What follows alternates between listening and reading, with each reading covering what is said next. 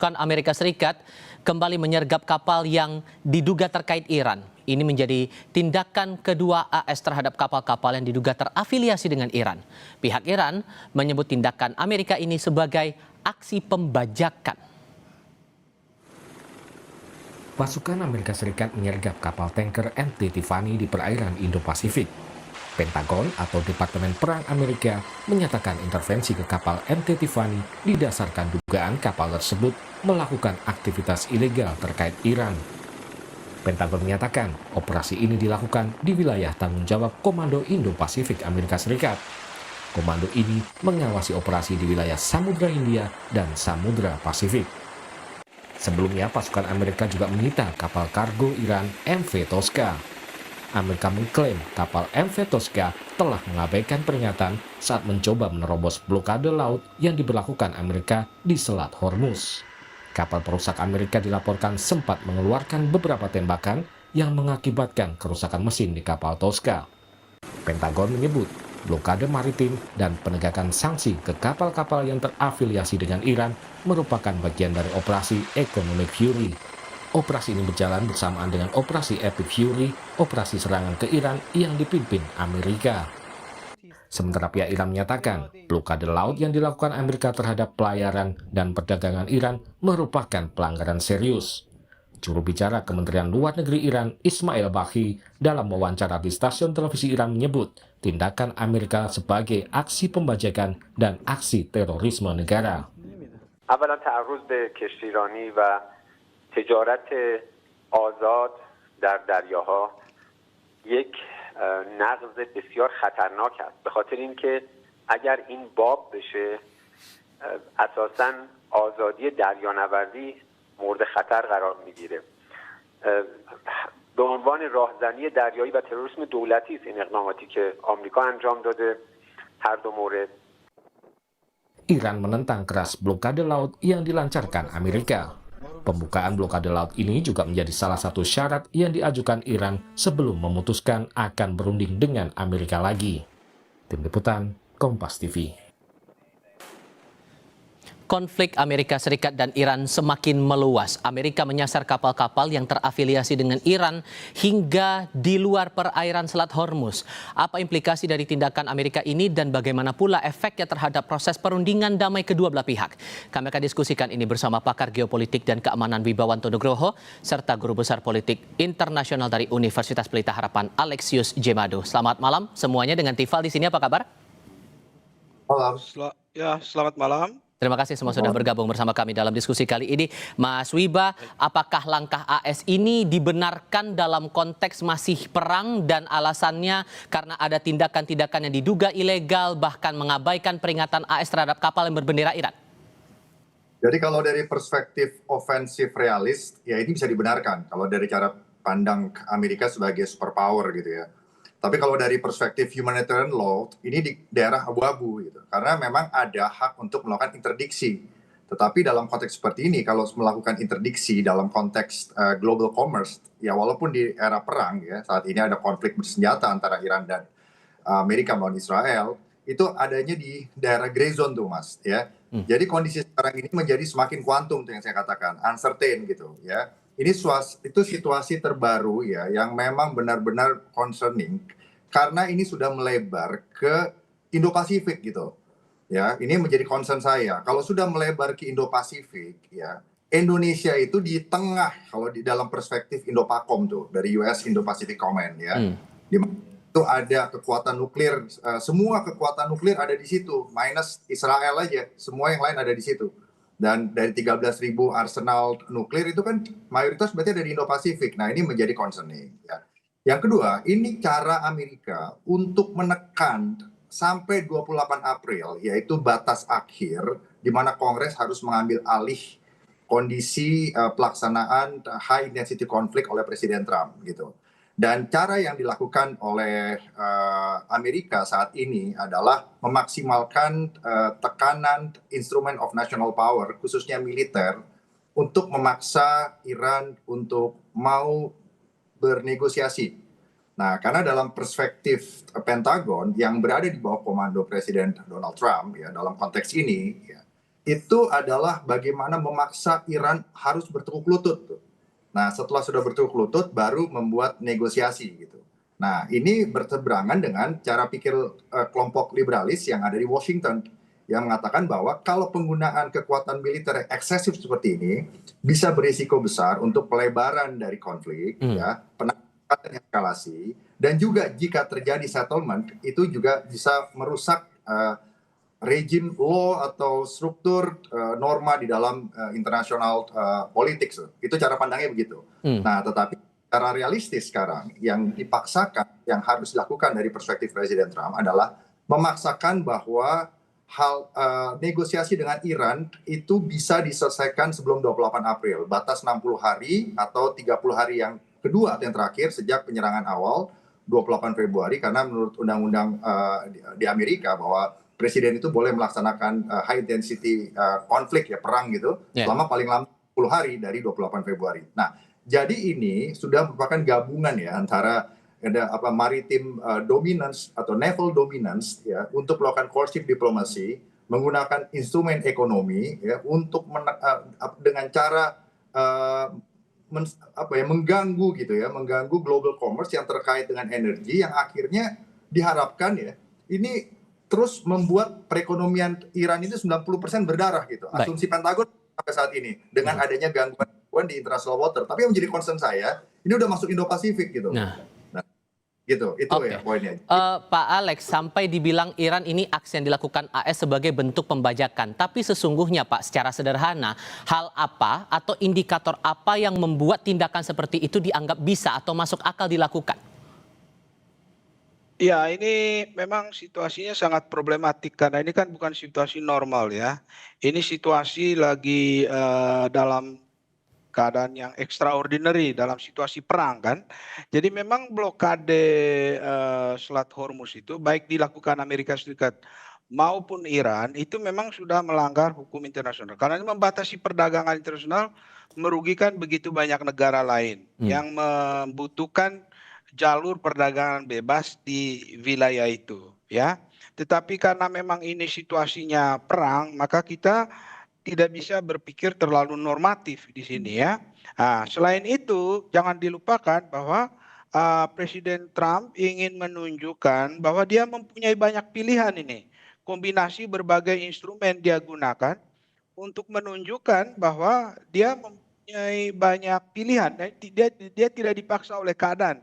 Dia perlu memberikan suatu kesan seperti itu agar tidak tampak di mata rakyat Amerika sendiri dan di publik gitu bahwa Amerika itu dalam keadaan yang panik begitu. Karena dia mempunyai banyak pilihan. Dan jangan dilupakan bahwa sampai saat ini tidak ada tujuan politik Amerika yang tercapai. Ya, awalnya itu kan dia mau mengatakan perubahan rejim, tapi tidak terjadi. Ya, kemudian eliminasi program nuklir untuk militer juga belum berhasil. Kemudian dukungan Iran terhadap proksinya di Timur Tengah itu juga belum berhasil.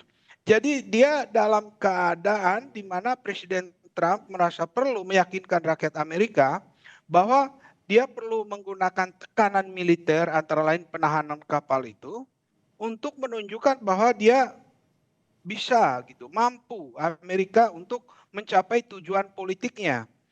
Nah, dengan itu juga dia ingin menekan Iran untuk maju ke meja perundingan, begitu, diplomasi. Kenapa? Karena dari awal Amerika atau Trump dalam hal ini menginginkan agar perang ini selesai cepat ya dan decisive. Maksudnya once and for all begitu. Ya, dengan cara berunding, kalau bisa berunding ya diplomasi, atau if necessary dengan cara militer. Nah, sekarang kan dia menunda lagi, memperpanjang lagi ceasefire ini, ya. Nah, saya duga itu maksudnya untuk menunjukkan kepada Iran, look, saya mempunyai banyak pilihan ini. Saya bisa memperpanjang ceasefire ini, saya menentukan terms untuk perundingan kalau itu terjadi nanti perundingan kedua itu, bahwa dia tidak berada di dalam tekanan. Jadi ini semua bagian dari tekanan yang dilakukan oleh Amerika Serikat, ya, menuju kepada tercapainya tujuan politik yang tadi saya sebut itu sampai saat ini belum ada tujuan politik dia tercapai. Nah, kalau dia tidak mencapai tujuan politik itu, di mata rakyat Amerika dia gagal. Selama ini mobilisasi kekuatan militer itu tidak mencapai apapun. Oke. Nah, dia ingin menunjukkan hasil yang konkret begitu. Oke, sehingga kalau menurut Anda, Mas Wiba, dengan tindakan sampai sejauh ini, adakah kemungkinan Iran akan membalas dengan hal yang sama, bermain di ranah yang lebih luas lagi? Kalau AS sudah bermain ke ranah Indo-Pasifik, dia juga akan meniru hal yang sama? Ya, jadi ini kan isunya geopolitik tuh. Tadi Prof. Alex sudah bilang tuh bahwa ini kita nggak bisa berpikir normal. Di mana yang diperebutkan itu adalah interest, yang diperjuangkan itu adalah interest gitu. Interest yang di framing, ya kan? Di framing, yang menimbulkan perception di tingkat global, ya, untuk menjustifikasi tindakan dari masing-masing aktor, dalam hari ini Amerika dan Iran. Yang diperebutkan apa sih sebenarnya? Yang diperebutkan itu adalah akses kepada energi, itu poin satu. Yang kedua adalah struktur regional security complex di Timur Tengah. Ada opsi satu adalah regional security complex di Timur Tengah yang saat ini eksis, ya, di mana ada Israel di backup oleh Amerika bersama dengan negara Arab Sunni dengan Abraham Accord-nya, versus versi alternatif, yaitu versi yang dimau oleh Iran yang di backup oleh kompetitornya Amerika, great power lainnya dalam hari ini China dan Rusia, gitu. Makanya ada kapal kedua yang diinterdiksi, kan itu poinnya tuh.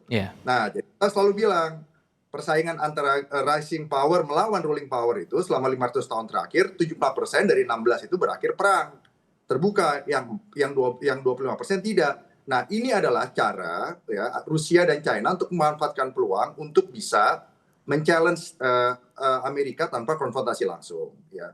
Jadi apa yang dilakukan oleh Iran ini tidak bisa dilihat hanya Iran gitu loh, ya. Ini ada net assessment-nya Iran plus kekuatan ekstra. Kekuatannya apa sih sebenarnya sekarang yang tersisa? Yang pertama adalah Hormuz. Dia punya Hormuz dan ini adalah geopolitical chokehold. Artinya apa? Kalau Iran nggak mau buka, ya nggak bisa dibuka itu Hormuz. Nah, sementara yang dimiliki oleh Amerika yang sekarang diutamakan adalah militer, instrument of national power, militer. Yang di belakangnya itu informasi, diplomasi, ekonomi itu membackup gitu loh. Nah, dan selanjutnya yang perlu digarisbawahi, ya, ini adalah dukungan dari great power lainnya gitu, ya. Sementara Israel membackup Amerika, sementara Iran juga di backup oleh great power lainnya. Dan ini yang menjadi concern saya, Mas. Ini bisa melebar ke Indo-Pasifik. Jika sudah melebar ke Indo-Pasifik, Indonesia menjadi center. Dan selat dan choke point satu lagi dari 9 choke point utama di dunia setelah Bab el Mandab, setelah Suez, Bab el Mandab, dan juga Hormuz, ya itu Selat Malaka. Kan? Gitu, ya. Jadi kita harus aware sekali gitu dari segala aspek nih Indonesia, harus position strateginya. Oke, Pak Alex, satu hal lagi yang juga menarik perhatian saat Presiden Trump ini menyebut AS sudah menyerang kapal Tiongkok yang disebut membawa hadiah dalam tanda kutip untuk persenjataan Iran selama perang ini masih terus berkelanjutan. Menurut Anda, apakah dengan menyenggol Tiongkok ini oleh Presiden AS, Cina akan turun tangan di depan panggung langsung membela diri karena mereka juga sudah menyatakan sikap atas langkah yang diambil Amerika menyerang kapal-kapal yang melintas terutama di perairan ini? Jawabnya nanti, kita jeda dulu ya, tetap di Kompas TV.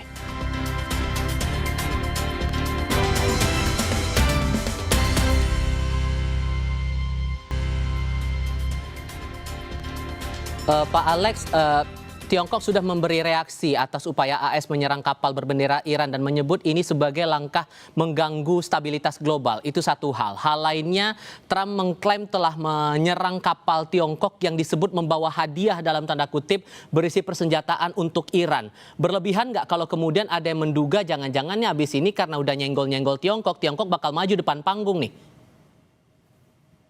Ya, saya mengira bahwa Tiongkok justru preferensinya itu adalah penyelesaian konflik ini secara diplomatik, gitu ya. Belum ada satu compelling reason, satu alasan yang mendesak bagi Tiongkok untuk terlibat langsung di dalam perang ini. Nah, kecuali kalau nanti ya eskalasi ini menjadi suatu ancaman eksistensial atau mengancam kepentingan strategis Tiongkok. Nah, itu mungkin baru ada peluang di mana Tiongkok mungkin terlibat langsung. Tapi selama ini saya pikir dia hanya mensuplai senjata buat Iran, informasi intelijen juga dia berikan, tapi hanya sebatas itu ya.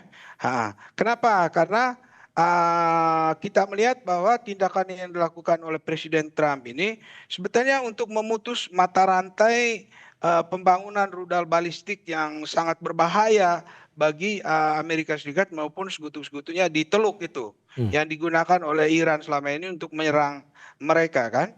Nah, selain itu signifikansi dari peristiwa ini juga menunjukkan bahwa Iran membutuhkan pasokan raw materials untuk rudal balistiknya. Artinya ada gejala bahwa terjadi penurunan kemampuan rudal balistik dia. Jadi ini cukup signifikan mempengaruhi jalannya konflik ini ke depan, gitu ya. Dengan diputusnya mata rantai itu, rantai pasok dari China itu, Amerika Serikat ingin mengendalikan atau mengontrol pembangunan kembali kemampuan militer Iran, dan mungkin dengan melakukan tekanan militer ini Iran bisa dalam tanda petik dipaksa untuk maju ke meja perundingan yang akan terjadi di Islamabad yang sampai saat ini belum jelas itu. Nah, padahal sangat diinginkan oleh Trump supaya perundingan itu terjadi dan menerima semua terms atau conditions yang diterapkan oleh Presiden Trump agar konflik ini cepat selesai, karena itu yang diinginkan Amerika Serikat. Kalau perang ini berlanjut terus, Amerika Serikat yang sangat dirugikan. Kenapa? Karena tekanan ekonomi global, tekanan di dalam negeri, belum lagi tekanan dari legislatif Amerika. Trump itu berada di bawah tekanan yang luar biasa, sehingga dia mau supaya ini cepat selesai. Makanya dia lakukan itu, tindakan-tindakan militer yang dilakukan oleh marinir Amerika Serikat di Selat Hormuz itu, gitu kan? Itu bagian dari strategi Amerika untuk menekan Iran sebetulnya, supaya menerima jalur diplomasi daripada eskalasi militer yang lebih tinggi yang tidak menguntungkan siapapun, merugikan semuanya, begitu. Oke, Mas Wiba, Anda setuju juga atau ada pandangan lain?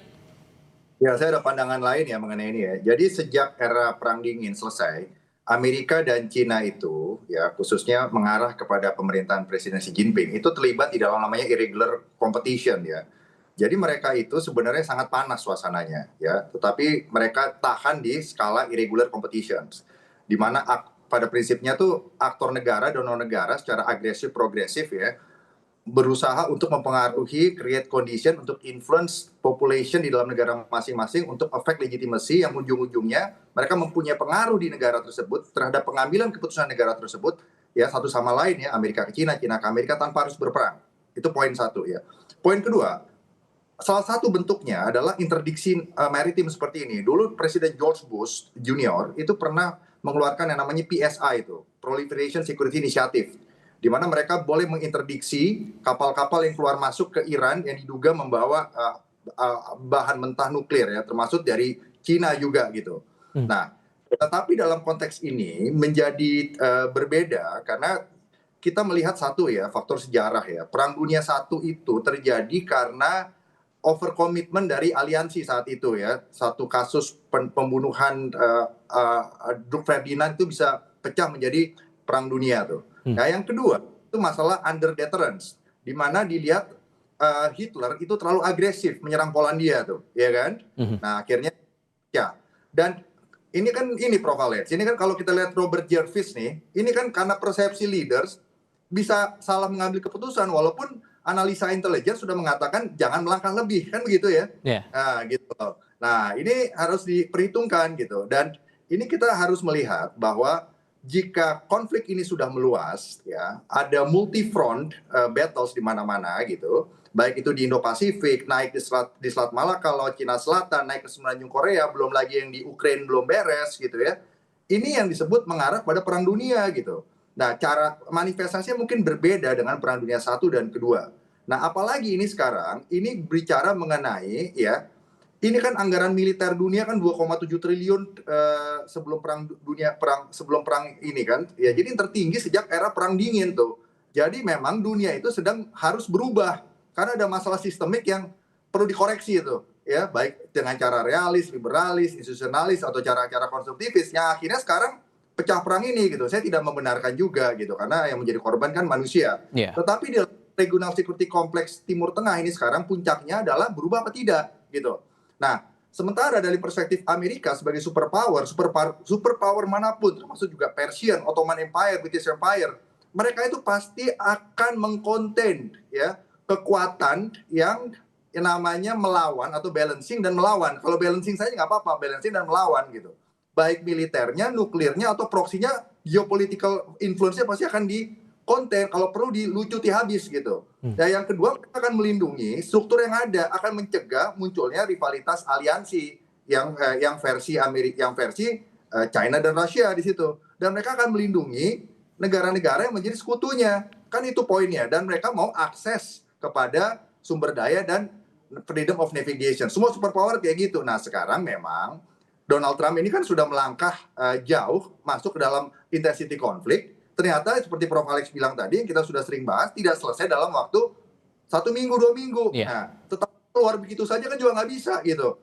Nah, sekarang ini yang terjadi adalah kompleksitas dan probabilitas ya, bahwa mungkin terjadi eskalasi yang tidak terkontrol gitu. Karena buat Cina pun bisa saja ini bisa menjadi ini gitu Prof. Apa namanya,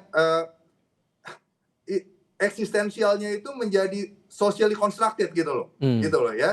Jadi akhirnya chain of reaction itu muncul karena faktor-faktor socially constructed. Akhirnya satu-satu terlibat superpower dan mau nggak mau pecah perang itu, sehingga akhirnya malah ini mungkin ya, saya bukan ofensif realis dalam hal ini, malah mungkin ini yang cepat menyelesaikan masalah. Jadi akhirnya akan ada order baru gitu. Kalau sistem dunia ini harus dikoreksi. Itu poinnya. Tapi kita harus waspada karena sudah masuk, saya berkali-kali bilang, sudah masuk ke Indo-Pacific Command. Dan Indonesia di tengah posisinya itu. Oke, Pak Alex, sehingga nih kalau pakai kacamata awam, nih kalau ngelihat kondisinya udah kayak begini, AS dan Iran dengan pendiriannya masing-masing dengan bersih keras dengan posisi mereka, ini udah akan sulit lah untuk menuju perundingan yang disebut-sebut akan jilid 2 itu. Tapi kemungkinan dua belah pihak ini akan melonggar kalau apa, Pak Alex? Ya, pertama kalau misalnya dugaan Amerika atau perhitungan kalkulasi strategis Amerika Serikat itu bahwa ekonomi Iran melemah karena blokade ekspor impor yang selama ini ditutup, begitu ya. Kemudian masalah ekonomi yang dulu menjadi awal protes besar-besaran di Iran awal Januari itu belum teratasi, ya. Dan kemudian juga elit Iran kesulitan untuk mengkonsolidasi diri setelah dibombardir selama ini oleh Amerika dan Israel, mungkin itu akan membuka peluang untuk menuju ke meja perundingan, ya. Nah, kecuali kalau Iran masih memiliki senjata yang kita tidak tahu apakah dia masih punya atau tidak untuk menghadapi tekanan militer yang masif yang dilakukan oleh Amerika Serikat dengan menghadirkan kapal-kapal induk dan mengoperasikan angkatan laut yang begitu masif saat ini di Selat Hormuz, itu ada peluang untuk bisa menuju ke meja perundingan, gitu ya. Nah, kemudian yang kedua, kalau elit-elit Iran, baik yang garis keras maupun moderat itu bisa bersatu dan muncul dengan satu proposal yang kata Amerika Serikat, kata Trump, sampai saat ini belum ada proposal yang satu begitu ya, satu suara dari pihak Iran, sehingga perundingan tidak bisa dilakukan kalau tidak ada proposal yang didukung atau mempunyai legitimasi yang kuat, didukung oleh seluruh elemen yang ada di dalam pemerintahan Iran itu sendiri. Nah, kalau syarat-syarat itu dipenuhi, maka peluang untuk ke meja perundingan itu tetap ada. Gitu ya. Nah, itulah juga yang mendasari mengapa Trump memperpanjang ini ceasefire ini, gencatan senjata, ya. Dia ingin memberi kesempatan kepada Pakistan untuk meyakinkan Iran bahwa jalan diplomasi itu jauh lebih baik daripada eskalasi militer yang lebih tinggi. Karena dugaan saya, Trump mungkin tidak akan mau ada nanti jalur diplomasi yang ketiga. Ini kan yang kedua sekarang. Yang pertama kan gagal, gitu ya. Saya duga dia tidak akan membuka peluang untuk yang ketiga. Kalau jalur diplomasi ini gagal, maka satu-satunya alternatif bagi Trump adalah military solution, ya. Military solution itu yang tidak kita kehendaki karena itu bisa melebar kemana-mana dan mungkin tadi kekhawatiran Pak Wibawanto itu juga bisa terjadi, bisa sampai ke Indo-Pasifik karena semuanya kan lewat di situ gitu ya. Dan sampai dengan detik ini belum ada kesepakatan yang didapatkan antara dua belah pihak menurut Anda, Pak Alex? Iya, belum ada kesepakatan itu, tapi tentu saja ya di belakang layar itu akan terjadi diplomasi. Saya pikir Pakistan aktif ya, meyakinkan semua pihak untuk mencari titik temu dan itu yang kita harapkan semuanya. Karena kalau terjadi eskalasi militer itu bisa out of control dan dampaknya bisa kemana-mana dan kekhawatiran Pak Wibawanto tadi bisa terwujud. Begitu. Baik. Oke, Pak Alex, Mas Wibawanto, terima kasih banyak sudah mau berdiskusi dan berbagi pandangan bersama kami. Sehat selalu semuanya. Selamat malam. Selamat malam. Diskusi lain hadir usai jeda. Pemerintah menyebut melintasnya kapal perang Amerika Serikat di Selat Malaka sebagai hal yang biasa. Tetap di Sapa Indonesia Malam.